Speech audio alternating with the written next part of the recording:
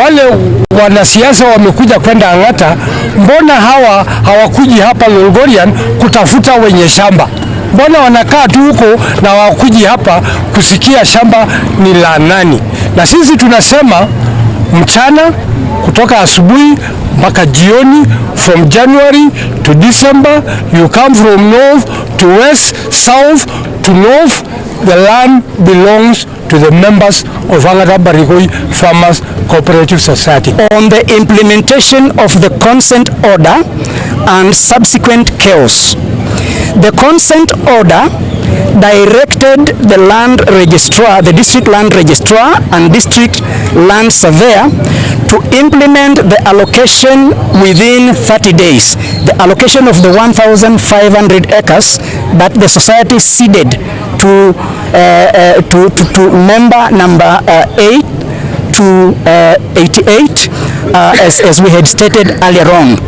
Tragically, it was during the implementation of this lawful order that violence broke out, resulting in the aforementioned fatalities. The ninth point that we want to raise is on the role of political incitement. We strongly condemn the actions of politicians who incited sections of the Kipsigis community at Ang'ata Barrikoi, thereby undermining what was meant to be a peaceful and lawful resolution. Honorable Johanna Ngeno, MP for Emuru Adikir, publicly incited the Kipsigis community to take up arms against government officials who were lawfully implementing a court order. He further directed the Kipsigis community to settle on our land. This incitement is both reckless and unlawful and may spark tribal unrest and trigger clashes. Further, Honorable Julius Sunkuli, MP for Kilgoris, misrepresented facts in his public statement by alleging that the protests were peaceful. On the contrary, the protesters were armed, and due to incitement, police officers and public servants sustained serious injuries while executing their duties.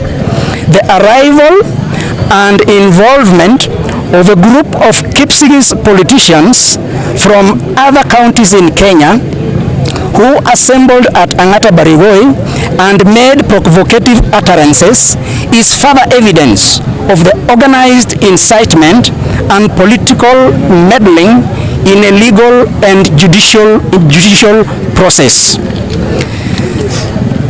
The 10th point that the society wants to raise is on victimization of civil servants for upholding court orders.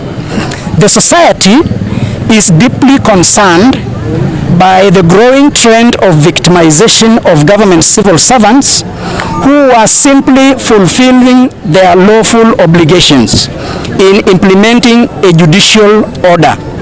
It is unjust and dangerous to transfer or punish such officers for upholding the rule of law. The 11th point that we want to raise as a cooperative society is on the call to action by the government. We call upon the government to take swift and decisive action against those who incited violence, regardless of their political or social status.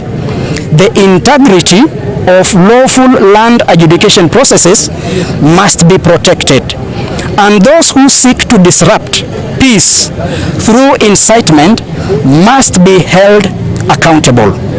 Conclusion. Ang'ata Barrikoi Farmers Cooperative Society Limited remains committed to a peaceful and lawful resolution of this matter. We call for calm and mutual respect among all communities and urge stakeholders, including government agencies and the media, to rely only on verified factual information.